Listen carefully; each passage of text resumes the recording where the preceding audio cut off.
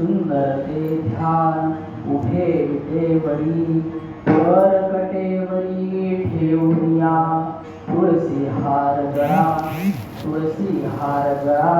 कासे पितांबर आवळे निरंतर हेच ध्यान मकर कुंडले गणपती श्रवणी कंठी कौस्तुभमणी विराजित तुळसी हार गळा कासे पितांबर आवळे निरंतर हेच ध्यान तुका म्हणे माझे हेची सर्व सुख पाहीन श्रीमुख आवडीने तुळसी हार गळा कासे पितांबर आवळे निरंतर हेच ध्यान विठ्ठल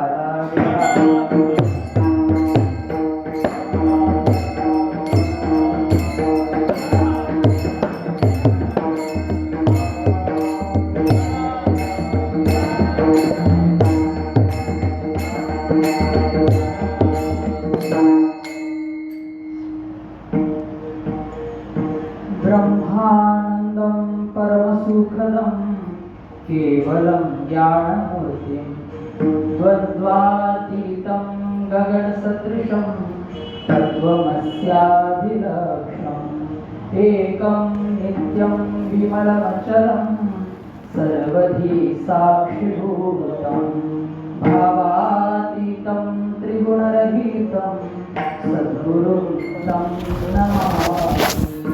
महायोगपीठे तटे भीमरक्षा वरं पुण्डलिकाय दातुं मुनिन्द्रे समागत्य कृष्णं तमानन्दकन्दं परब्रह्मलिङ्गं भजे पाण्डुरङ्गं पाण्डुरङ्गा करू प्रथम नमः।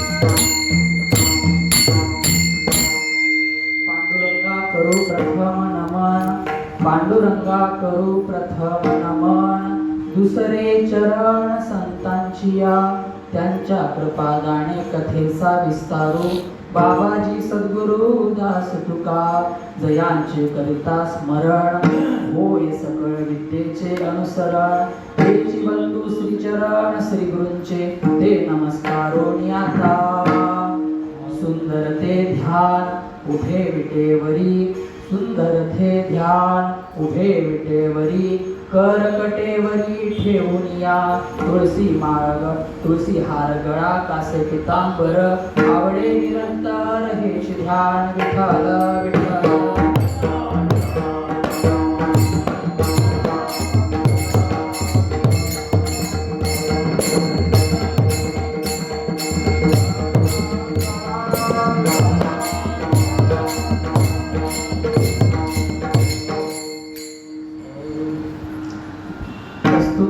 प्राप्त कीर्तन सेवेसाठी निवडलेला अभंग हा जगतमान्य जगद्गुरु आणि या वारकरी संप्रदायाचे कळस असं मानले जाणारे वैराग्याची मूर्ती, साक्षात वैराग्य मूर्ती जगद्गुरु तुकोबारायांचा 4 चरणाचा हा अभंग आहे आणि सर्वांच्या पाठांतरातला आहे.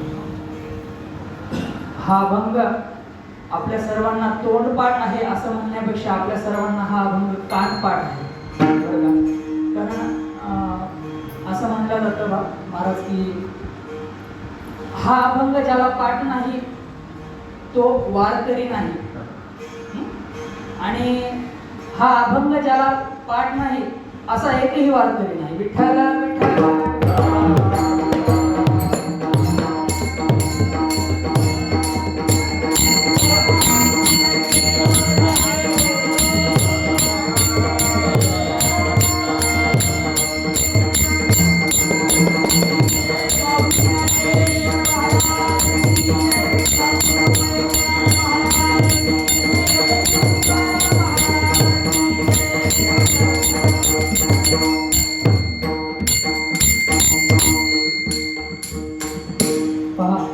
अभंग अगदी सोपा, सर्वांच्या खूटा ऐकण्यातला आहे. अजून एक गोष्ट म्हणजे हा अभंग आपण कोणीही गाथ्यात बघून पाठ केला नाही बरं महाराज. हा अभंग आपण लहानपणापासून नुसता कानावर पडून ऐकून पाठ केलेला असा अभंग आहे. पण एक गंमत असते महाराज, एखाद्या गोष्टीची किंवा व्यक्तीची आपल्याला जेवढी संगत जास्त असेल ना, लक्षात घ्या, एखाद्या गोष्टीची किंवा एखाद्या व्यक्तीची म्हणा जेवढी जास्त आपल्याला निकटता असेल तेवढ्याच त्याच्याबद्दल आपण अज्ञानी तेवढेच असतो असं म्हटलं जातं.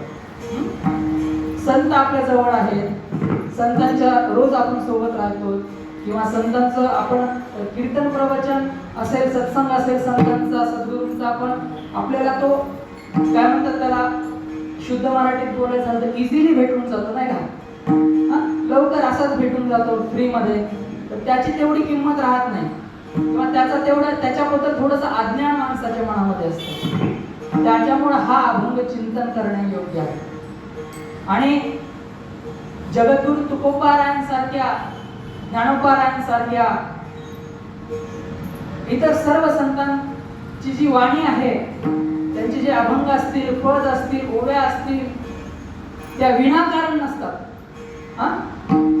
आता कोणी म्हणतं महाराज आम्ही पंढरपूरला गेलेलो किंवा आमच्या मंदिरातही आम्ही पांडुरंगाचं दर्शन करतो नाही का, त्याच्याबद्दल तुकोबार आम्हाला सांगतात याची काय गरज आहे. विठ्ठल विठ्ठल.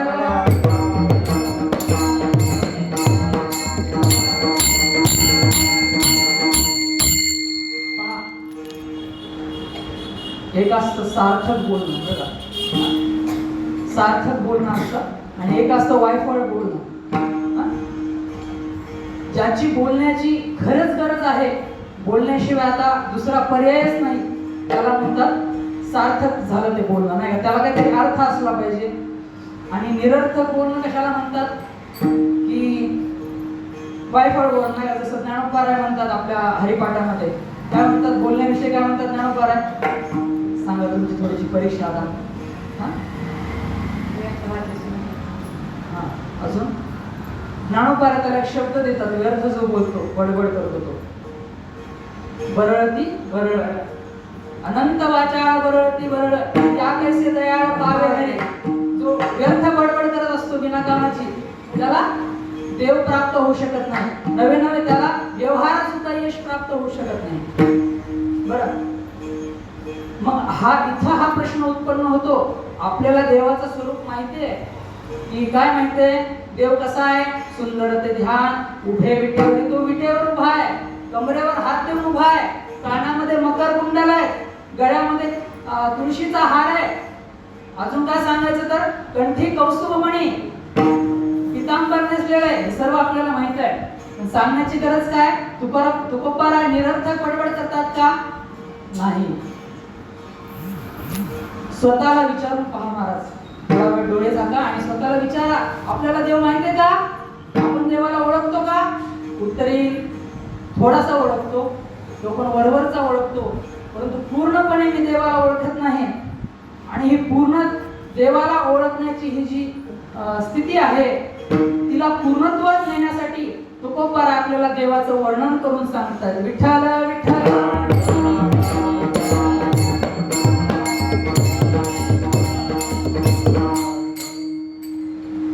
पहा, दर्शनाचे दोन प्रकार असतात बरं का.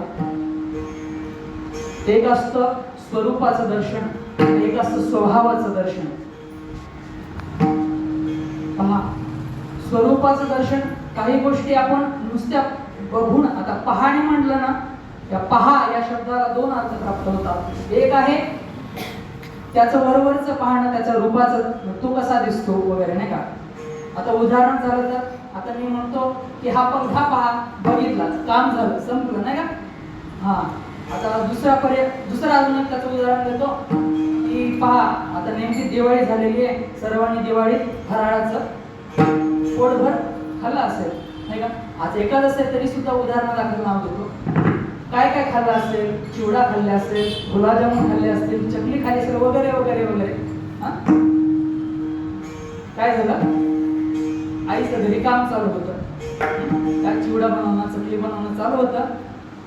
तेवढ्यात आईनं मुलाला आवाज दिला, पिंट्या इकडे, काय हा जरा चकली पहा जरा कशी झाली. त्यानं चकली हातामध्ये घेतली, इकडून तिकडून बघितली, म्हणला तो काटेदार आहे, लाल कलर आलाय, चांगली आहे, जमेल का? याला म्हणतात का चांगली झाली चकली? नाही. त्यानं काय पहा म्हणलं, काय केलं, थोडासा तुकडा मोडला, तोंडामध्ये टाकला आणि खाल्ला आणि खाऊन सांगितलं की चकली छान झाली. विठ्ठल विठ्ठल.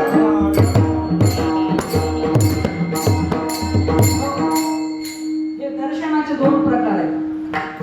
एक रूपावरून दर्शन आणि एक स्वरूपाचं दर्शन, म्हणजे ती खरंच जाणण्याचं, म्हणजे ना, म्हणजे वरून पाहणं एक आहे आणि त्या गोष्टीला जाणणं एक आहे. दोन्हीला दर्शनाची उपमा आहे. अजून एखादा मनुष्य किंवा देव असेल, कोणीही असेल, त्याला तीन गोष्टीवरून जोडता येतं महाराज. तो कसा आहे? तीन प्रकारे त्याचं वर्णन करता येतं. एक आहे त्याच्या बोलण्यावरून, वाणीवरून एक ओळख होते, नाही का. आता वाणीवरून ओळख कशी होते? असं म्हणतात की ज्या झाडाला जास्त फळं लागलेत ते झुकलेलं असतं, नाही का. तसं बोलण्यामध्ये सुद्धा असतं महाराज. जो माणूस अतिशय मोठ्या प्रतीचा, ज्याला आपण म्हणू, त्याचं बोलणं तितकंच मऊ आणि मावळ असतं, त्याचं बोलणं तितकं मधुर असतं. एकदा काय झालं महाराज माहिती का? आता पहा, बोलण्यावरून कसं ओळखलं जातं. एक राजा, त्याचा शिपाई आणि त्याचा प्रधान, हे तिघ जण जंगलामध्ये म्हणून फिरायला गेले. जंगलामध्ये फिरायला गेले, शिकार वगैरे करण्यासाठी गेले असतील, जे काही असेल, आणि ते वाट चुकले. तिघ जण वेगवेगळे झाले बरं का. एक ह्या दिशेला गेला, एक त्या दिशेला गेला, एक दुसऱ्याच दिशेला गेला. तिघांची गाठभेट होत नव्हती. त्या तिघांनी पण असा विचार केला की आपण काय करू, आपल्या राज्यात परत जाऊ, म्हणजे आपण महालात गेल्यानंतर तिघ जण एकत्र भेटू. झालं असं, तिघ जण आपल्या महालात जायला निघाले आणि वाटेमध्ये सुरुवातीला शिपाई गेला. वाटेमध्ये त्याला एक आंधळा माणूस भेटला बरं का. त्या आंधळ्या माणसाला त्याने विचारलं, काय रे म्हणे, तुला माहित आहे का अमुक राज्याचा रस्ता कोणता आहे? तर तो म्हणला, महाराज हो म्हणला, मी तिथूनच आलो, अशा वाटेचा. बरं दुसरं एक सांग, तुला माझे साथीदार दिसले का जाताना? तो म्हटला महाराज मला दिसेल कसं, मी जाणून बुजून आंधळा आहे, मला दिसेल का? नाही दिसणार. थोडासा उद्धट बोलला तो त्या आंधळ्या माणसाची आणि निघून गेला. दुसऱ्यांदा प्रधान आला. प्रधान म्हणला, त्याच्याकडे बघितलं. प्रधानाने विचार केला हा माणूस कसा जरा आंधळा दिसतोय. थोडा मायाळूपणे शब्द वापरला. म्हणला बाबा तुम्हाला माझे साथी इथून जाताना थोडासा अंदाज लागला का बाबा? तर तुम्हाला ते दिसणार नाहीये. अंदाज लागला असेल तर सांगा मला, कोणी गेलंय का इथून आधी? तर त्याने सांगितलं इथून आधी एक जण गेला. म्हणला तो बहुतेक तुझा शिपाई होता काय की तुझा नौकर होता काय की? म्हणला बरं. म्हणला तो पण निघून गेला. तेवढ्यात राजा आला 15 मिनिटांनी. बरं का, आता कीर्तनामध्ये 15 मिनिटं गोष्टीतले असेच होतात लवकर बरं का सांगण्यासाठी. तेवढ्यात राजा आला. राजाने विचारलं बाबा किती वेळ झाला इथं बसलाय उन्हातानामध्ये? पहिल्यांदा तर राजाने आपल्या जवळचं जे छत्र चांबर होतं त्याला देऊन टाकलं, उन्हामध्ये बसलाय म्हणून नाही का. त्याला विचारलं बाबा माझे साथीदार इथून गेल्याचं तुम्हाला कळलं का? तुम्हाला काही अनुभवास आला का? त्यावेळेस तो म्हणला हो. म्हणला महाराज तुम्ही राजा आहात, तुमचा एक शिपाई आणि एक प्रधान इथून गेलाय, तुम्ही लवकर जा म्हणजे तुमची भेट होईल. त्याने विचारलं काय हो बाबा तुम्ही आंधळे आहात, तुम्हाला हे कसं काय दिसलं की आधी गेलेला शिपाई होता, दुसऱ्यांदा आलेला प्रधान होता आणि मी राजा आहे? त्यानं सांगितलं महाराज मला दिसत जरी नसलं तरी मी अनुभवावरून म्हणजे माझे डोळे कमकुवत आहेत पण माझे कान कमकुवत नाही. भाषेवरून मला कळतं. म्हणला जो जास्त उद्धट बोलतो त्याची लेवल कमी असेल, जो थोडासा अजून चांगला बोलतो त्याची दुसरी लेवल असेल आणि अजून जो मायाळूपणे बोलतो त्याची तिसरी लेवल असेल. हे बोलण्यावरून ओळखणं झालं. विठ्ठला विठ्ठला.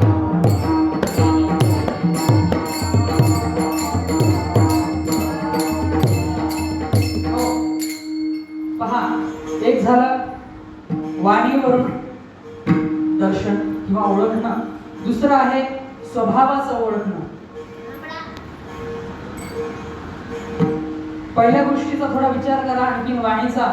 पांडुरंग परमात्म्याबद्दल अभंग आहे, आपण त्याचं गुणगान करायला इथं आलोय, हे सर्वांनाच माहिती आहे नाही का.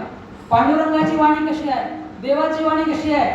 भगवद्गीता आहे का, ज्ञानेश्वरी आहे का, तुकोबारायांचे अभंग आहे का? ती वाणी कशी आहे? देव त्याच्यावरून आपल्याला ओळखू येईल नाही का. दुसरा आहे स्वभावाचं वर्णन. एखाद्या माणसाचा स्वभावावरून आपल्याला सहजपणे स्पष्टीकरण करता येतं. तो कोण आहे, कसा आहे. काय झालं एका गावामध्ये 4-5 जण होते ज्यांचं नाव एकच नाव होतं शामराव समजा. 4-5 होते. त्या गावातला एक माणूस तालुक्याच्या ठिकाणी गेला. त्याला तिथे एक दुसरा माणूस भेटला. बोलणं झालं आमच्या गावचे तमक्या गावचे. मग तो म्हटला अरे तुमच्या गावात आमचे पाहुणे आहेत, काय नाव? शामराव. बर कोणते शामराव? आमच्या गावात 4-5 आहेत. ते त्यांचा नाही का स्वभाव जरा खूपच कडक आहे नाही का, असं टोचून बोलल्याशिवाय त्यांना बोलताच येत नाही. बरं हा त्याने ओळखलं त्या आमच्या गल्लीमध्ये राहतात, त्यांना 2 मुलं आहेत असं वगैरे. स्वभावावरून ओळखणं झालं. पांडुरंगाचा स्वभाव कसा आहे? त्याचा स्वभाव कसा आहे? एक हत्ती होता महाराज, सर्वांना कथा माहिती आहे. गजेंद्र त्याचं नाव होतं. त्यानं देवाला पुकारलं. कशामुळे पुकारलं? आंघोळीला गेला. भागवतातली कथा आपल्या सर्वांना माहिती आहे. आंघोळीला गेला, कुटुंब कबीला सोबत होता. मगरेनं पाय पकडला आणि त्यानं पाहिलं की जसा जसा वेळ होत जातोय एक एक एक एक आपले कुटुंबीय काय करतात, आपल्याला सोडून जात आहेत नाही का. वाचवे ना. त्याला लक्षात आलं आता चक्र पाणी शिवाय आपल्याला कोणी वाचू शकत नाही. एका चक्र पाणी वाचून या. त्यानं मनाला सांगितलं नको नको मना गुंतू माया जाळी, काळ आला जवळी ग्रासावया नाही का. अशा पद्धतीनं त्याला लक्षात आलं की आता देवाच्या प्रार्थनेशिवाय देवाशिवाय आपल्याला कोणी वाचू शकत नाही. त्यानं देवाचा धावा सुरू केला. आपण गजेंद्र मोक्ष वाचा कधीतरी. फक्त 29 श्लोक आहेत आणि गजेंद्राची भाषा अशी आहे महाराज की आपल्याला वाटेल कोणीतरी महाज्ञानी असा महापंडित असा एखादा संत तो वर्णन करतोय देवाच्या स्वभावाचं. काय शब्द आहेत गजेंद्राचे? गजेंद्र म्हणतोय या विश्वतलावर या विश्वावर जर कोणी एक नियंता असेल हा विश्वाचा करता धरता जो असेल त्याला मी आता शरण आलो आहे आणि हे भगवंता मला वाचव, इथून काढ असं म्हणतात महाराज. भागवतात शुकदेवजी सांगतात की 12 तास हत्ती आणि त्या मगरेचं युद्ध चालू आहे. शेवटी अशी वेळ आली, हत्तीची फक्त सोंडवरती राहिली श्वास घेण्यासाठी आणि त्या सोंडीने त्या हत्तीने काय केलं, एक कमळाचं फूल तोडलं त्या सरोवरातलं आणि फेकलं भगवंताच्या नावानं आणि तेवढ्यात भगवंत गरुडावर बसून आले. असं सांगतात की भगवंत नेमके जेवायला बसले होते संध्याकाळचे. भगवंत नेमके जेवायला बसलेले होते. गजेंद्राचे हाक ऐकू झाले आणि तुकोबारा असं वर्णन करतात, हा म्हणेपर्यंत वैकुंठात होते, ती म्हणेपर्यंत सरोवराच्या काठी आली. एवढी भगवंताने घाई केली आणि त्या हत्तीला आणि त्या मगरेचा वध केला आणि गजेंद्राला आणि त्या मगरेला सद्गती दिली. असा हा पांडुरंगाचा स्वभाव. विठ्ठल विठ्ठल.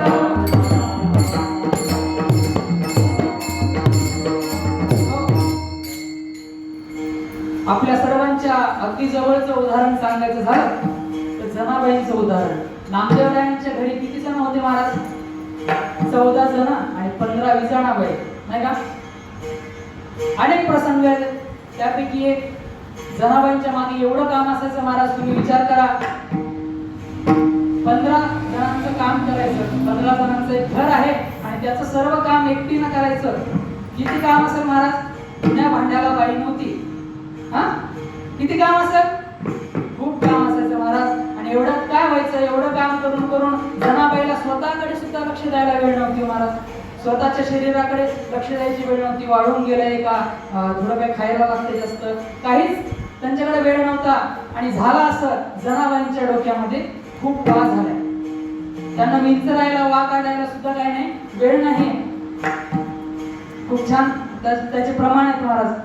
तर काय झालं की जनाबाई एके दिवशी थोडस विश्रांतीचा वेळ भेटला, थोडी विश्रांती करायला लागली.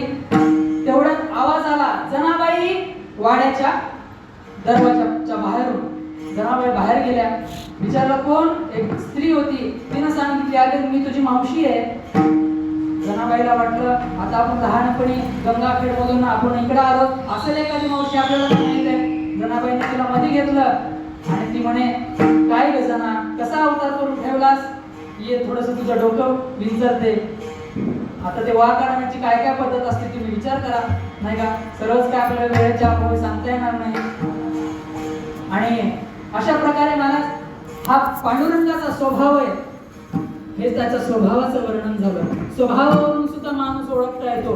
आणि तिसरं आहे, रूपावरून माणूस ओळखता येतो, नाही का? ओळख पटवता येते रूपावरून. आता थोडंसं वेगळं चिंतन आपण करूया या अभंगाविषयी. सध्याचे आपण जो अभंग जिथं वापरतो ना महाराज, हा अभंग आपण कुठे वापरतो, कुठे म्हणतो? हरिपाठाच्या सुरुवातीला. हरिपाठ कोणाचा आहे? कोणाचा? ज्ञानोबारायांचा हरिपाठ. हरिपाठाच्या सुरुवातीला कोणाचा अभंग? ज्ञानोबारायांच्या हरिपाठाच्या सुरुवातीला तुकोबारायांचा अभंग. बरं, हरिपाठ संपला, हरिपाठाच्या शेवटी कोणाचा अभंग?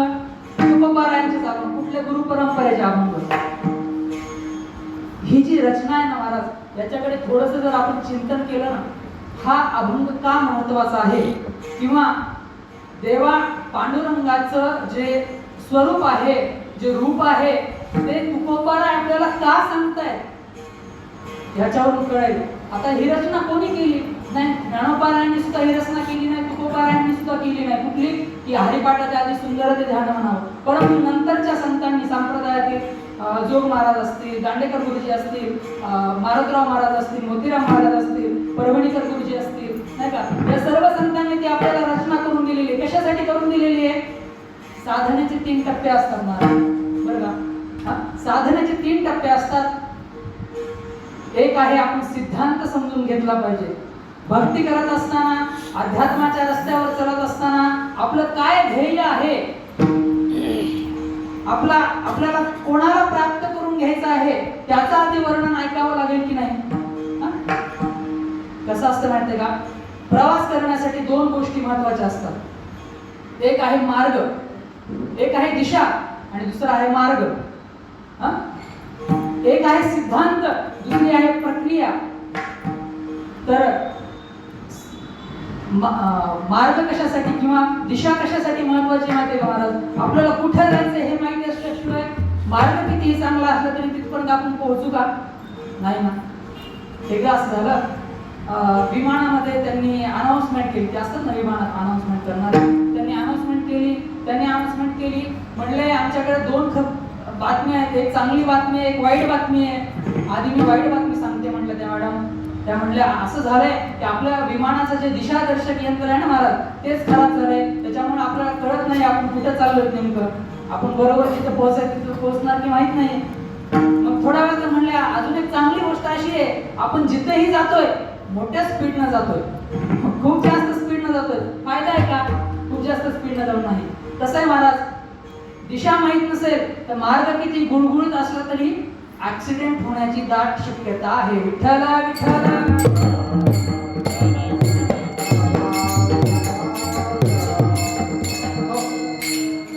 तुम्हाला कळतंय ना, बोर गिरत नाही ना. फक्त काय करायचं माहितीये का, मध्ये मध्ये सर्वांनाच विठ्ठला विठ्ठला म्हणायचं बरं का. त्याच्यामुळे काय होईल, झोप तर पळून जाते आणि आपलं नामस्मरण होतं. कीर्तनाचा मुख्य उद्देश हाच असतो की नामस्मरण घडावा, हा कीर्तनाचा मुख्य उद्देश असतो. हे निरूपण करून सांगणं हा शब्दांचा खेळ आहे बरं का. श्रोत्यांना शब्दांच्या खेळामध्ये अडकून न्यायचं, विठ्ठल विठ्ठल म्हणायला लावायचा, हा कीर्तनाचा मुख्य हेतू असतो. विठ्ठला विठ्ठला.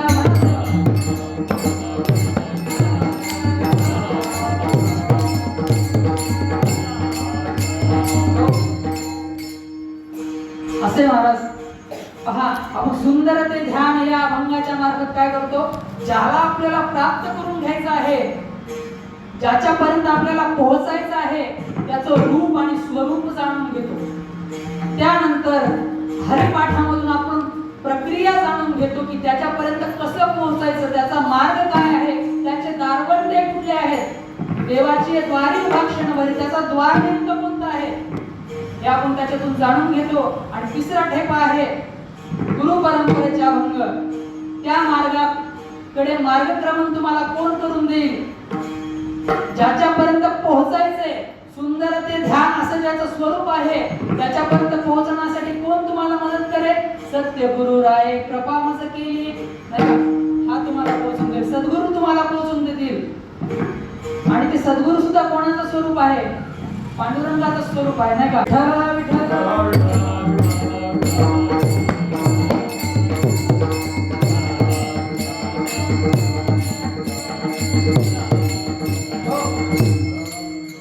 तर अशी ही रचना आहे महाराज. त्याच्यासाठी आपल्याला हा अभंग फार महत्वाचा आहे. त्याच्यावर आता थोडंसं आपण काय करूया, चिंतन करूया. या अभंगामध्ये तुकोबारायांनी आता रूप वेगळं आणि स्वरूप वेगळं बरं का.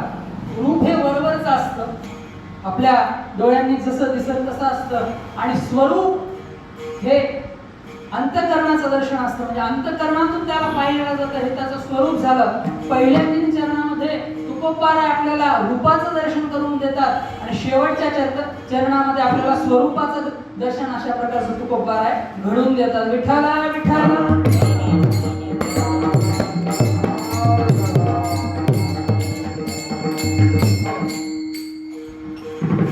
तर त्याचं रूप कसं आहे अभंगाच्या पहिल्या चरणामध्ये,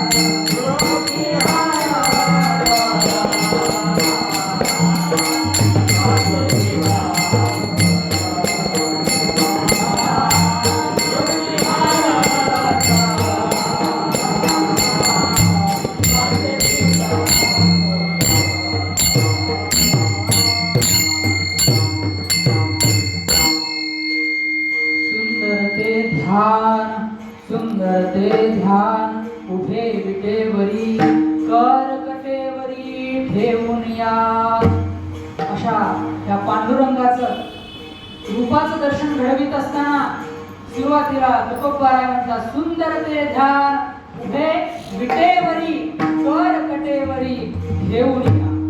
पहा, पहिला शब्द अतिशय सुंदर आहे आणि तो शब्द असा आहे की सुंदर. कळलं तुम्हाला? पहिला शब्द तुकोबारायांनी वापरला सुंदर.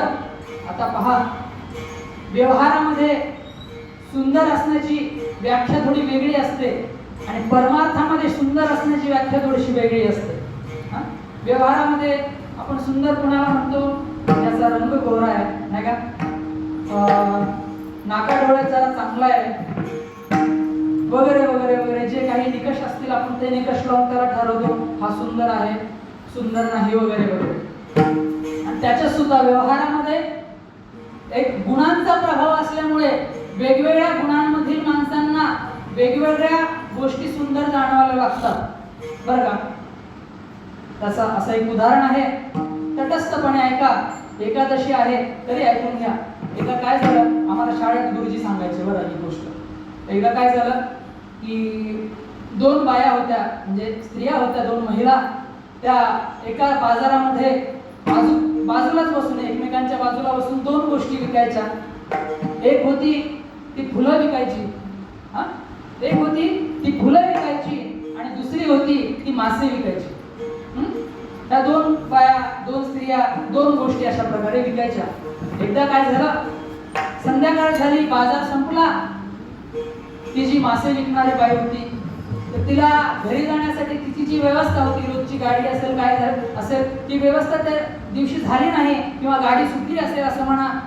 आणि त्या दोघी चांगल्या मैत्रिणी झाल्यामुळं ती काय म्हणली, फुलंवाली तिला, की तू काय कर, आजचे दिवस मुक्का मला आमच्या घरी थांब. दोघी जणी तिच्या घरी गेल्या आणि त्या महिलेनं तिला सांगितलं, काय कर की मधल्या खोलीमध्ये तू एकटी आरामशीर एकदम काय कर, चांगला जसा तुला वाटेल तितका वेळ आराम कर, सकाळी उठ आणि मग सकाळी पहाटे काय कर, तुझ्या घरी जाऊन तुझं जे बाजारातलं जे विकण्याचं सामान आहे ते घेऊन पुन्हा बाजारात ये. दोघी झोपी गेल्या, कीर्तनात नाही बरं का, घरी. विठ्ठल विठ्ठल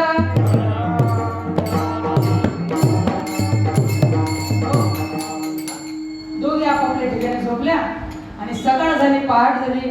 दोघी जणी उठल्या. आता त्या घरमालकीने आपल्या पाहुणीला विचारलं नाही का, पाहुण्यांना थोडा आदर सत्कार करावा लागत असतो, विचार लागत असतं नाही का, पाहुणचार म्हणतात आपल्याकडे बघा. तिने विचारलं, काय ग म्हणे, तुला नीट झोप आली ना, तुझी झोप झाली का नाही नीट? ती म्हणली, नाही ग म्हणे, काय सांगाव, तुझ्या त्या मधल्या खोलीमध्ये नुसता फुलांचा वास यायला लागला, नुसता फुलांचा वास यायला लागला, मला काही झोपच येणं घेतली, मळमळायलाच लागलो होतं मला. कशा ना, फुलांच्या वासानं. ती म्हणली, का ग, फुलांच्या वास तर मला लय आवडतो म्हणे, मला काय सगळ्यांनाच फुलांचा वास आवडतो, तुला का नाही आवडला? ती म्हणली, काय ना म्हणे, मी जिथं झोपते ना रोज तिथं माशांचा वास असतो म्हणे, विठ्ठल विठ्ठल.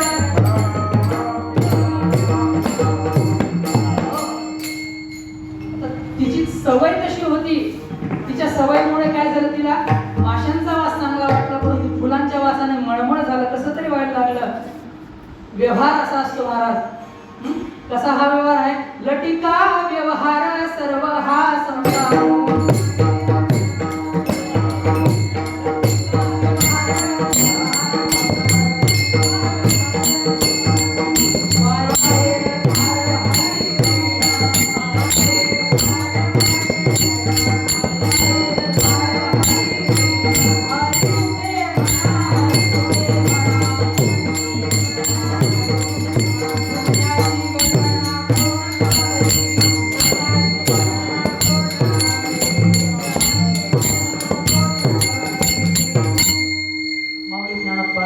शेवटच्या अभंगामध्ये नाही का, आपल्या हरिपाठामध्ये सांगतात, हा व्यवहार कसा आहे, संसार कसा आहे, लटिका व्यवहार सर्व हा संसार आणि वाया येत झाड हरिवीण नाही का. आता हे उद्गार माऊलींच्या मुखातून कसे काय निघाले, त्याचा एक वेगळा प्रसंग आहे. तो प्रसंग आजच्या दिवसाचा आहे बरं का. काय झालं, कार्तिक, आपल्या सर्वांना माऊलींचं चरित्र माहिती आहे. कार्तिकी एकादशीच्या दिवशी माऊली भारत भ्रमण करून पंढरपूरला गेले पांडुरंगाचं दर्शन घेण्यासाठी. आणि सर्व अशा प्रकारची जनता तिथं, जे पंढरपूरला सर्वजण येतात ना कार्तिकी वारीला, तर ज्ञानोबारायांची त्यावेळेस प्रचिती खूप वाढली होती. त्यांचं जे म्हणजे त्यांचं नाव खूप वाढलं होतं. ज्ञानोबाराय ज्यांनी रेड्यामुखे वेद बोलविला, ज्यांनी भिंत चालविली, ज्यांनी ज्ञानेश्वरी लिहिली वगैरे वगैरे. काय झालं, ज्ञानोबाराय पांडुरंगाचं दर्शन घेण्यासाठी मंदिराच्या गाभाऱ्यात गेले आणि तिथं काही भाविक येऊन ज्ञानोबारायांचं दर्शन घेतलं. आणि मग आता ते भाविक संसारी असल्यामुळे त्यांचं मागणं सुरू झालं ज्ञानोबारायांकडे. काय मागितलं, ज्ञानोबाराय माझ्या लेकीला मुलगा होत नाही, आम्हाला कृपा करा. ज्ञानोबाराय माझ्याकडे धन नाही, धन प्राप्ती होईल असं काहीतरी सांगा. अशा प्रकारे व्यवहारिक मागण्या सुरू झाल्या लोकांच्या. आणि आता हे खरंय बरं का, म्हणजे मी मनाने सांगत नाहीये.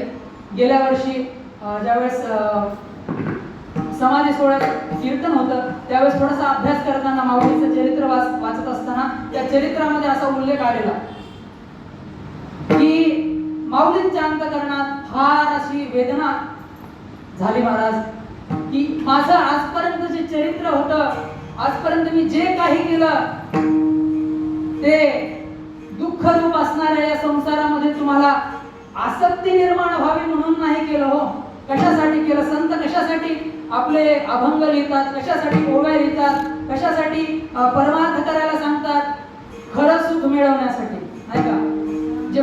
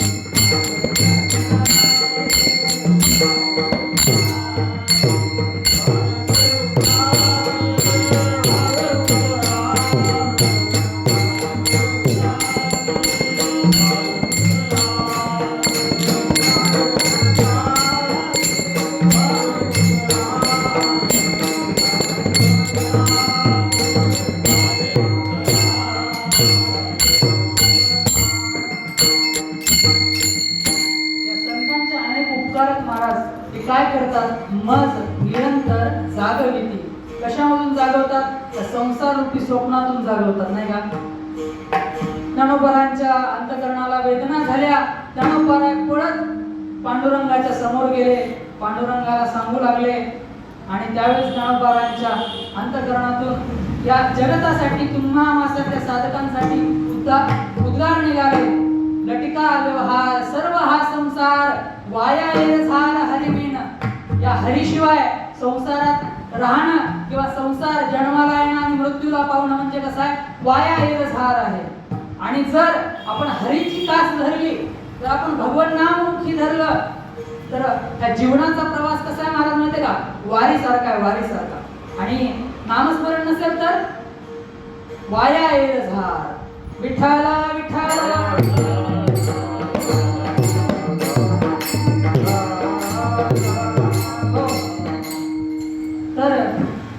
असं असतं व्यवहारामध्ये. कोणाला काही चांगलं वाटतं तर कोणाला काही चांगलं वाटतं, परंतु ज्याला खरं सुख मिळवण्याची गरज वाटायला लागते. आता यावर आपण अनेकदा खूप असं चिंतन ऐकले की व्यवहारात सुख नश्वर का आहे, त्याच्या मागे का लागू नये. पुढचा टप्पा आपण विचार करूयात की खरं सुख ज्याला प्राप्त करण्याची इच्छा असते त्याला भगवंत आवडतो, त्याला भगवंताचं ध्यान आवडतं, भगवंताचं भजन त्याला आवडतं आणि तोच सुंदर दिसतो. हा असा सुंदर शब्द सुंदर प्रकारे सुंदर ठिकाणी आणि सुंदर अशा तुकोबारायांनी पहिल्या या अभंगाच्या पहिल्या चरणात वापरला. विठाला विठाला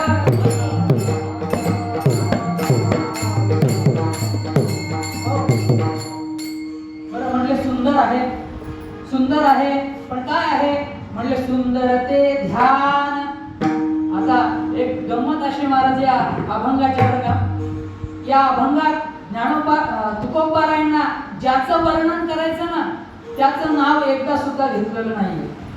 कोणाचं वर्णन करायचंय, विठोबाचं करायचंय, पांडुरंगाचं करायचंय, किंवा श्रीकृष्णाचं करायचंय की श्रीरामाचं करायचंय, अजून कोणाचं करायचंय स्पष्टपणे उल्लेख एकदा पण नाही घेतला. परंतु रचना इतकी सुंदर आहे, शब्दांची ठेवण इतकी सुंदर आहे, त्याचे लक्षण इतक्या सुंदरपणे सांगितलेत की कोणालाही सहजपणे ऐकून वाटेल की पांडुरंगाचं स्मरण आहे, पांडुरंगाचं ध्यान आहे, पांडुरंगाचं त्या ठिकाणी वर्णन आहे. विठ्ठला विठ्ठला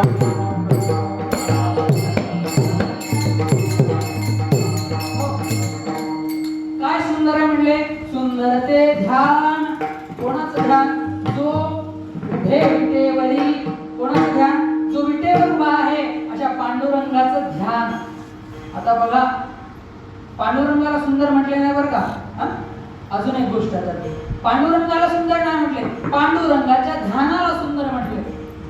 म्हणजे जो साधक जो वारकरी पांडुरंगाचं ध्यान करतो त्याचं जे ध्यान आहे, वारकरी जो त्याचं ध्यान करतो की नाही, साधक जो त्याचं ध्यान करतो की नाही, ते ध्यान सुंदर आहे म्हटले. तो तर सुंदर आहे परंतु त्याचं ध्यान सुद्धा सुंदर आहे. अजून काय काय सुंदर असेल महाराज त्याचं सगळंच काही सुंदर असतं महाराज पांडुरंगाचं. आपण मधुराष्टकम गोपिका किंवा गोपी गीत मध्ये वगैरे वाचा कधी. मधुराधिपती रखिलम मधुरम गोपिका म्हणतात. या श्रीकृष्णाचं म्हणा पांडुरंगाचं काय सगळं काही मधुर आहे. विशेषत्वानं चरणांचं वर्णन त्या गोपी गीतामध्ये गोपिका करतात. नलिन सुंदरम नाथ ते पदम. काय म्हटले? शीलत्रणांपुरे सीधती तिनः नलिन सुंदरम नाथ ते पदम. त्याच्या चरणाला काय म्हटले? एकदा म्हटले नलिन म्हणजे कोमल अशा प्रकारचे आहेत, त्यानंतर सुंदर आहेत. आणि पांडुरंगाचा जर विचार केला तर त्याचे चरण कशावर आहेत? विटेवर अशा प्रकारचे त्याचे चरण आहेत. आता विटेवर काय आहेत? आपल्या सर्वांना पुंडलिकाचा पांडुरंगाचा प्रसंग माहिती आहे. पुंडलिकाने वीट फेकली, पांडुरंगाला त्याच्यावर उभं राहायला सांगितलं आणि पुंडलिकाने त्यावेळेस विचारलं की पांडुरंगा कसा उभा राहिलास? पांडुरंगाने सांगितलं जसा गोकुळात उभा होतो, एक पाय सरळ ठेवला एक पाय वाकडा ठेवला. नाही म्हणजे दोन्ही पाय तुला सरळ ठेवा लागतील का? तुझं काही सांगता येत नाही रे बाबा म्हणले. सरळ पायानं तू तुझ्या भक्तांना दर्शन देशील आणि वाकडा पाय एखादा दुष्ट आला की विष्णू विठ्ठल विठ्ठल. वाकड्या पायाने काय करशील? एखादा दुष्ट आला, एखादा आड मार्गाने आला तर त्याला काय करशील? तू विष्णू करशील म्हणून का त्याला तू मारशील काय का? विठ्ठल विठ्ठल.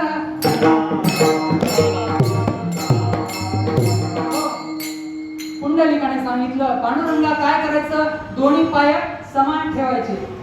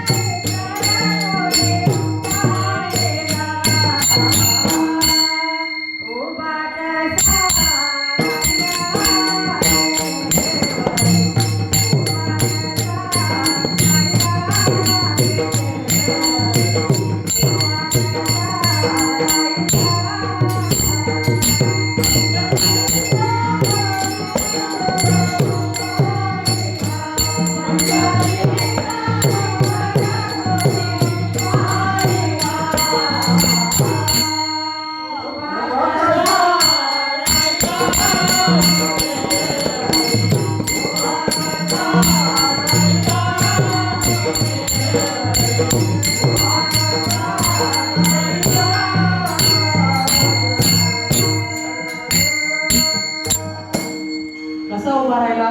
विटेवरी ज्याची पाऊले समान, नाही का, किंवा समचरण दृष्टी विटेवरी साधली, अशा प्रकारे तो काय झाला?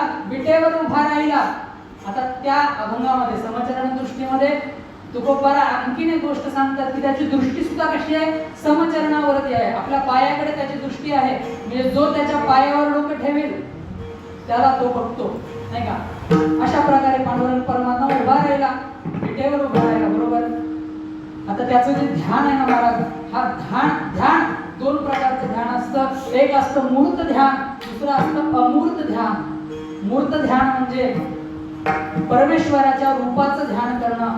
तो जसा दिसतो, किंवा असं म्हणा की पांडुरंगाच्या मूर्तीकडे एकटक पाहत त्याचं ध्यान करणं, त्याच्याकडे प्रेमानं निहाळत राहणं, त्यात सुद्धा खूप मोठी ताकद आहे बरं का महाराज. तुम्ही जर हा प्रयोग जर केला, कधी एखाद्या आपल्याला मोकळा वेळ असेल किंवा रोजचा काहीतरी नियम असेल, त्यावेळेस थोडं 5 मिनिटं 10 मिनिटं काही नाही त्याच्याकडे नुसतं बघत राहायचं. त्याची सुंदरता कशी सुंदरता आहे ते ज्ञानोबारांना जर विचारलं, ज्ञानोबारा म्हणतात पंढरीचा निळा लावण्याचा पुतळा. कसा आहे तो? पंढरीचा निळा कसा आहे? लावण्याचा पुतळा म्हणले. एवढा गोड आहे तो. आणि तो कोणाला दिसू शकतो का एवढा गोड? नाही, फक्त भक्ताला दिसू शकतो बरं का. अशा प्रकारचं मूर्त ध्यान थोडा वेळ जर आपण सवय जर लावली ना महाराज, की आपल्या दृष्टीमध्ये एक वेगळी चमक येईल. आणि हे शास्त्राने सांगितलेल्या गोष्टी आहेत बरं का. आणि साधकांनी याला अनुभव करून त्याचे प्रत्यय दिलेले आहेत. त्यांना काय होईल? तुमच्या डोळ्यांमध्ये अशी एक चमक येईल, तुमची एकाग्रता एवढी वाढेल की तुम्हाला मन शांत ठेवण्यासाठी प्रयत्न करावे लागणार नाही. करमत नाहीये म्हणून टीव्ही सिरियल बघत बसावे लागणार नाही. आपोआप तुमच्या डोळ्यासमोर बंद जरी डोळे केले तरी त्याचीच मूर्ती येणार आहे. विठ्ठला विठ्ठला.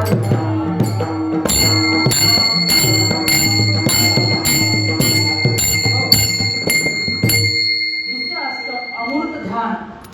आता पहा, 3 गोष्टी आहेत. एक आहे भक्ती, दुसरं आहे वैराग्य, तिसरं आहे ज्ञान. नुसतं वैराग्य आहे, ज्ञान आहे, परंतु भक्ती नाही, काही कामाचं आहे का? काहीच कामाचं नाही. याचं वर्णन नाथ बाबा खूप छान प्रकारे करतात. जोंधळ्याची भाकर आणि नुसतीच आंबाड्याची भाजी आणि वर तेलाची धार नाही आणि दादला नको ग बाई मला.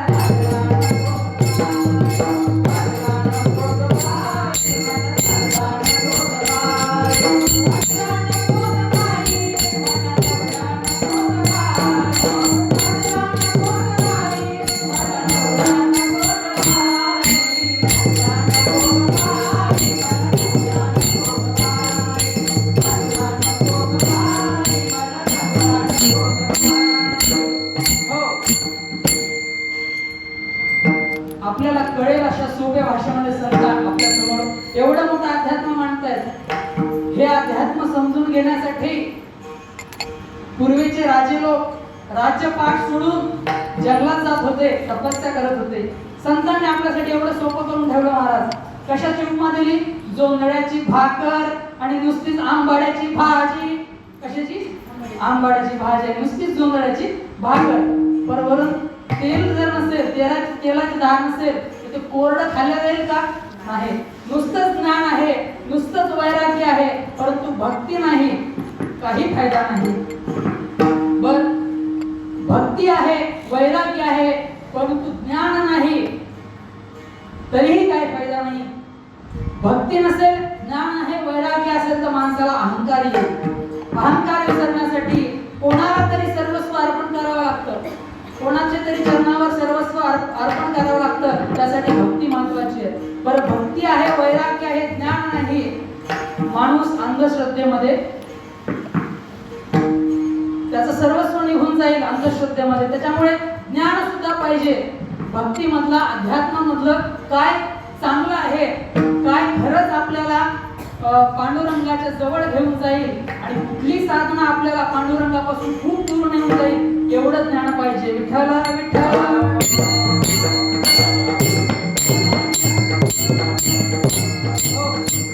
आता विचार करा, भक्ती आहे, ज्ञान आहे, वैराग्य नाही. भक्ती खूप आहे, ज्ञान खूप आहे, परंतु वैराग्य जर नसेल तर, वैराग्य नसेल तर माणूस काय होईल? खूप ज्ञान आहे, खूप भक्ती आहे, परंतु पुन्हा पुन्हा संसार बंधनात बांधला जाईल. त्याच्यामुळे वैराग्य सुद्धा महत्वाचं आहे. विठ्ठला विठ्ठला.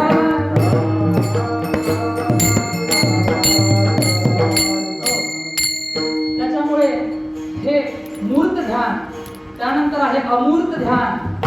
अमूर्त ध्यान काय आहे की संतांचे जे वचन आहेत ज्ञानाविषयीचे, वैराग्याविषयीचे, ते वचन आत्मसात करून ती प्रक्रिया जाणून घेऊन परमात्म्याला आणि स्वतःला वेगळं न मानून आम्ही दोघं एकच आहोत, मम एवांशो जीवलोके, नाही का, जीवभूत सनातन. परमात्मा स्वतः जर सांगतायत, ज्ञानोपाराय जर सांगतायत, तुकोपाराय जर सांगतायत की हे कसं आहे म्हटलंय, प्रतिबिंब पडल्यासारखे तुकोपाराय एका ठिकाणी म्हणतात. जसं आरशामध्ये प्रतिबिंब पडतं की नाही, तसं परमेश्वराचं या जगतामध्ये, या संसारामध्ये प्रतिबिंब पडलंय आणि तो काय झालाय? जीव झालाय. वास्तवामध्ये जीव आणि शिव यांचं काय आहे? ऐक्य आहे. जीव आणि देव यांचं काय आहे? ऐक्य आहे. अशा प्रकारचं ध्यान करणं म्हणजे ते झालं अमूर्त ध्यान. आता अजून एक गंमत आहे बरं का महाराज याच्यामध्ये. मूर्त ध्यान ज्यांनी केलं ना महाराज, त्याच्यासाठी एक खूप छान असं एक वाक्य आहे की ज्याने, आधी पण तुम्ही ऐकलं असेल, ज्याने पूजा केली, ज्याने पांडुरंगाचं ध्यान केलं ना महाराज, त्यानं मूर्ती कधीच पाहिली नाही. आणि ज्यानं मूर्ती पाहिली त्यानं पांडुरंगाचं ध्यान कधीच केलं नाही. कारण जो पांडुरंगाचं ध्यान अशा प्रकारचं करतो त्याच्यासाठी ती मूर्ती नसते, साक्षात पांडुरंग परमात्मा असतो. विठ्ठला विठ्ठला.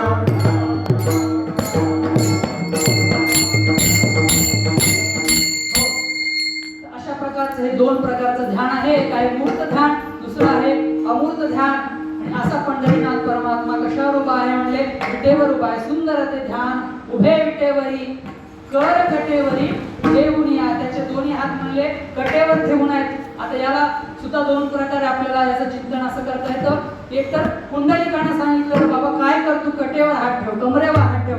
का?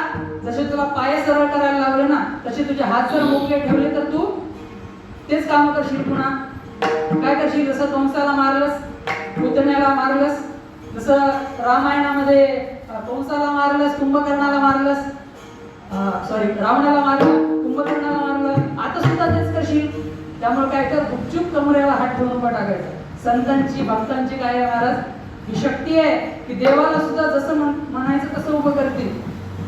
आपल्याला जसं वाटेल तसं देवाला सुद्धा उभं करायला लावतील. गोपिका माहितीत आपल्याला काय करायला लावायच्या?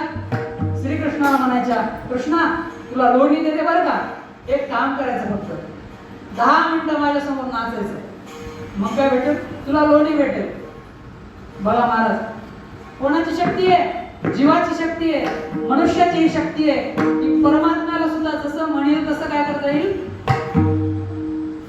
त्याला करायला लावता येईल, त्याला तसं वागायला लावता येईल. अशा अनेक उदाहरणं आपण देऊ शकतो. परंतु असं कधी मनुष्य करू शकतो? त्याच्यावर दुसरं असं चिंतन आहे, पांडुरंगाचे हात कटेवर आहेत, त्या कटेच्या वरच्या भागाला ज्ञानेंद्रिय आहे, कटेच्या खालच्या भागाला कर्मेंद्रिय आहे. पांडुरंग परमात्मा आपल्याला असं सांगतोय, बाबा हे ज्ञानेंद्रिय, हे कर्मेंद्रिय आणि 11वं मन काय कर, यांना तुझ्या वशमध्ये कर, म्हणजे मी काय करेल, तुझ्या म्हणण्याप्रमाणे वागेल. विठ्ठला विठ्ठला.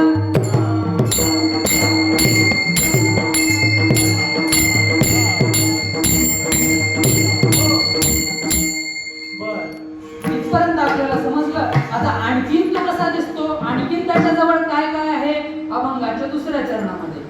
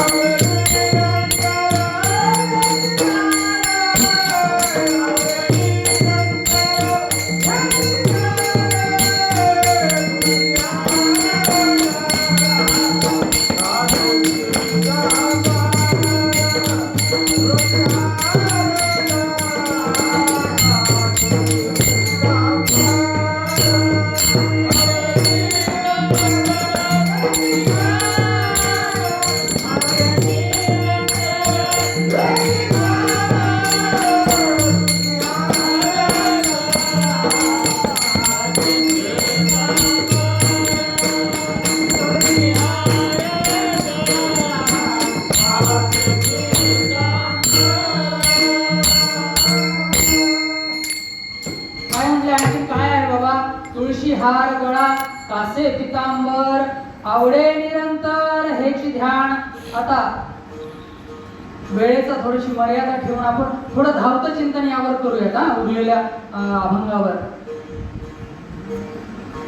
तर काय म्हणले त्याच्या गळ्यात काय म्हणले तुळशी हार गळा, कमरेला काय कासे पितांबर आणि बरं माळा तीन प्रकारच्या असतात. एक असती वनमाळा, एक असती वैजयंती माळा आणि तिसरी असती तुळशी माळा. समजा तुळशीचा हार, वनमाळा त्याला म्हणतात जी माळा गळ्यापासून पायापर्यंत असते त्याला म्हणतात वनमाळा. वैजयंती माळा त्याला म्हणतात ज्यामध्ये 5 प्रकारचे रत्न एकत्र करून ती बनवलेली असते त्याला म्हणतात वैजयंती माळा. आणि तुळशीचा हार, तुळशी माळा, आता पहा वैजयंती माळा पायापर्यंत आहे, वनमाळा पायापर्यंत आहे, वैजयंती माळेमध्ये रत्नजडित अशा प्रकारचं आहे.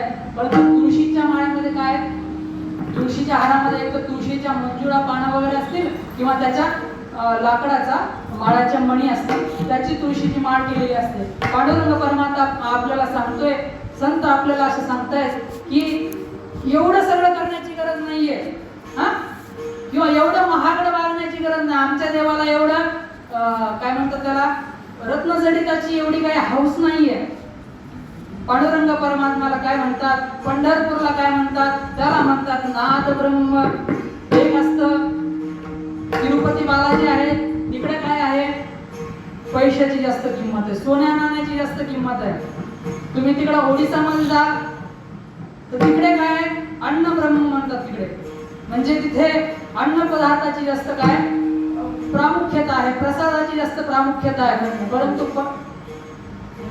जगन्नाथपुरीला काय म्हणतात अन्न ब्रह्म म्हणतात.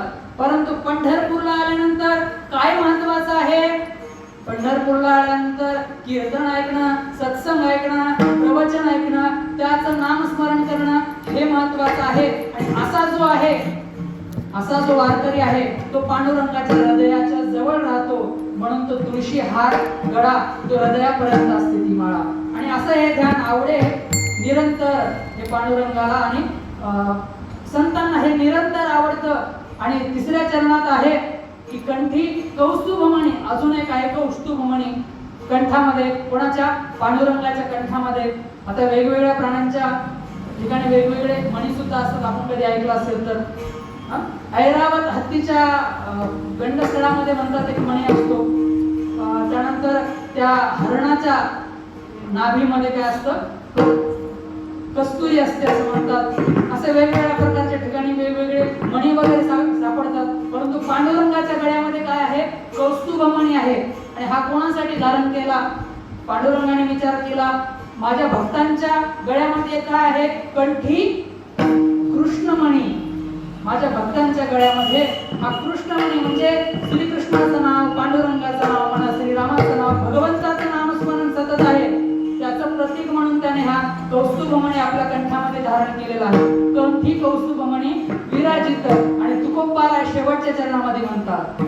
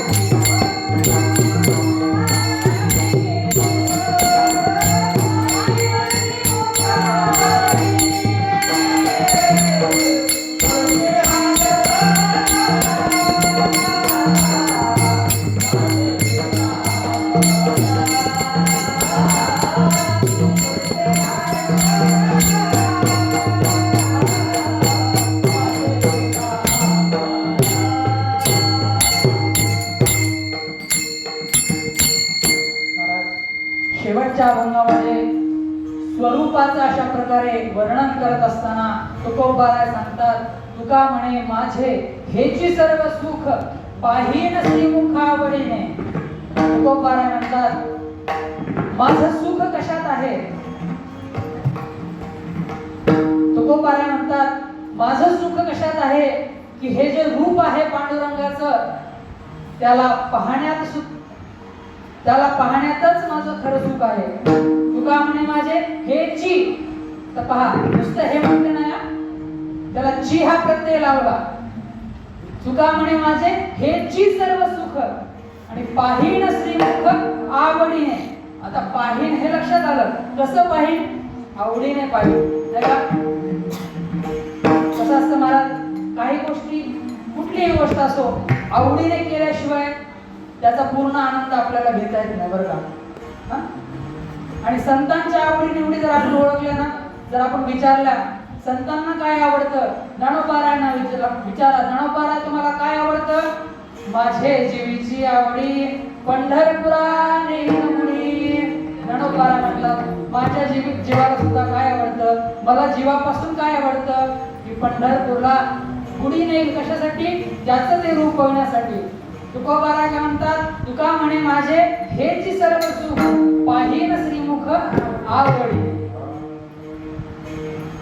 महाराज तुकोबारायांचा याच्या मागे काहीतरी उद्देश असेल सांगण्यामागे.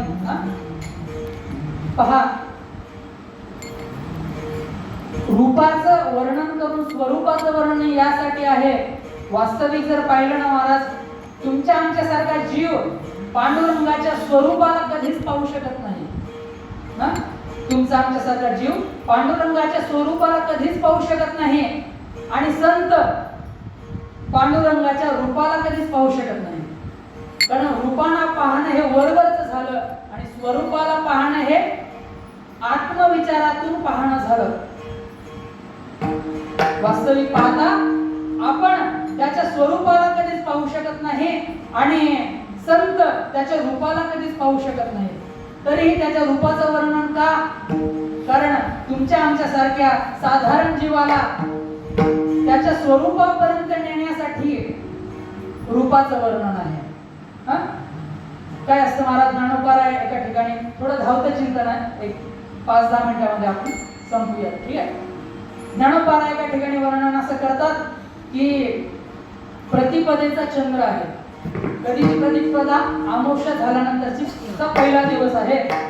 त्या दिवशी पहा चंद्र अतिशय छोटा दिसतो, एक अशी रेष दिसावी एवढा चंद्र दिसतो. पहिली कला असते चंद्राची. 15 कला असतात ना, 15 दिवसामध्ये तो पूर्ण होतो पौर्णिमेच्या दिवशी. ज्ञानोबा असं वर्णन करतात, प्रतिपदेचा जो हा चंद्र आहे थोडासा दिसतो. ज्याने लक्ष देऊन नाही पाहिलं त्याला दिसत सुद्धा नाही. तर 2 जण होते, एकाला तो चंद्र दिसला, दुसऱ्याला म्हणला काय रे, म्हणला तुला चंद्र दिसला का? तो म्हणला काय मजाक करतो, चंद्र कुठे आता दिसतोय का? पूर्ण काळा काय बाबा, चंद्र काही दिसत नाही, नुसत्या चांदण्यात दिसतायत. तो म्हणला बरं एक काम कर, मला चंद्र दिसला, तुला दाखवू का? तो मला दाखव बरं. त्यानं काय केलं, एक तिथं झाड होतं, तर तो म्हटला एक काम कर, तुला हे झाड दिसते? तो म्हणला दिसते. झाड दिसते ना, बरं त्याच्याकडून ह्या बाजूला एक फांदी गेली आहे, ती फांदी दिसते? हो दिसते. परत त्या फांदीला अजून एक छोटीशी फांदी खाली फुटली आहे, ती दिसते?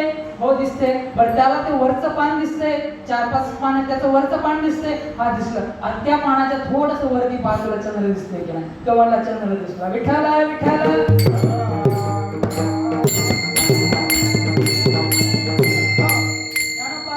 जसं हा प्रतिपदेचा चंद्र दाखवण्यासाठी त्या झाडाचं वर्णन करावं लागलं की नाही?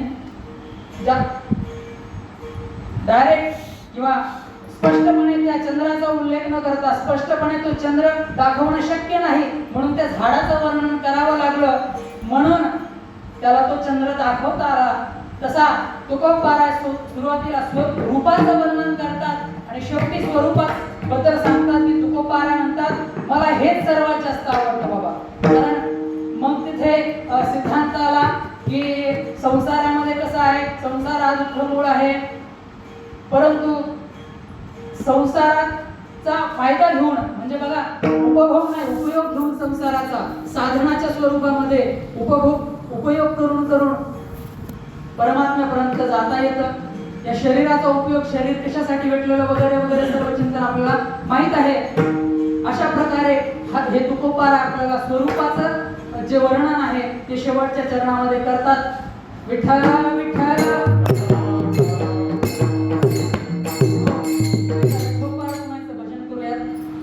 विठोबार कुमार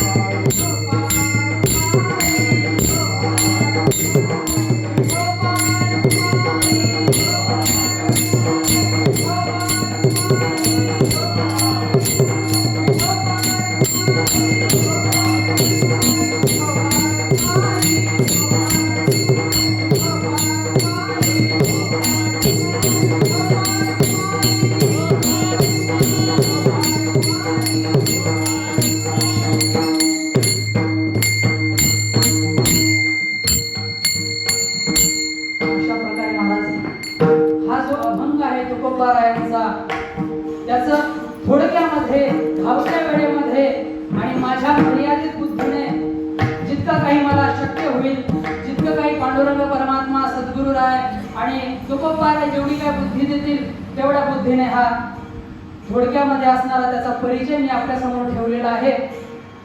आज देवउठी एकादशी आहे, कार्तिकी एकादशी. आजच्या दिवशी चातुर्मासामध्ये भगवंत जे योग निद्रेमध्ये निद्रस्त असतात ते आज जागे होतात आणि प्रत्यक्षामध्ये जगताच्या कल्याणाचं कार्य हाती घेतात. तर महाराज यामध्ये शास्त्र असं सांगतं की या दिवशी भगवंताला जागे केलं पाहिजे. आता पहा, तो काही झोपलेला नसतो बरं का. योग निद्रा म्हणजे तो आत्म स्वरूपामध्ये आत्माच्या त्या चिंतनामध्ये असतो, परंतु जागा केलं म्हणजे पाहिजे म्हणजे काय, आपल्यामधला परमात्मा जागा केला पाहिजे नाही का. आजपासून आपण पहा की जिकडे तिकडे सप्ते सुरू होतात, हरिनाम संकीर्तन सुरू होतं. आतापर्यंत कुठं होतं? जिथं चातुर्मास आहे तिथंच होतं किंवा मंदिरामध्येच काकडा होता. आता हे भक्तगण बाहेर निघतात आपापल्या ठिकाणावरून, साधू संत वगैरे, आणि पूर्ण जगताला अशा प्रकारे हरीचं चिंतन, हरिनाम आणि हे ज्ञानाचं असं अशा प्रकारे वाटप करतात. हे भगवंताचं जागरण झालं. तर आजच्या ठिकाणी एक हा श्लोक आहे, सर्वांनी ऐका. उत्तिष्ठ उत्तिष्ठ गोविंद, उत्तिष्ठ गरुड ध्वज, उत्तिष्ठ कमलाकांतम, त्रैलोक्यम मंगलम कुरु.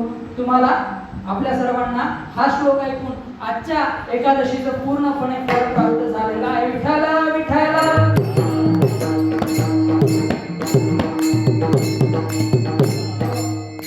असं सर्वांचं भजन वाढत राहावं, तुम्हा सर्वांचं, आपल्या सर्वांचं गोमटं व्हावं, अशी मी संतांचरणी, सद्गुरूंचरणी आणि विठोबारायांच्या चरणी प्रार्थना करतो. आणि कीर्तन सेवा इथं समाप्त झाली म्हणून ज्ञानेश्वर